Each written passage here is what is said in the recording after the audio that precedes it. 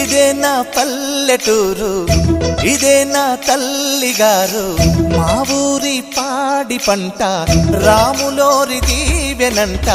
తల్లి గోదావరి నీళ్ళు కడిగే సీతమ్మ పాదాలు, ఊరంతా హాయ్ హాయ్ హాయ్, మనసంతా హాయ్ హాయ్ హాయ్. ఇదే నా పల్లెటూరు, ఇదే నా తల్లిగారు, మా ఊరి పాడి పంట రాములోరి దీవెనంట.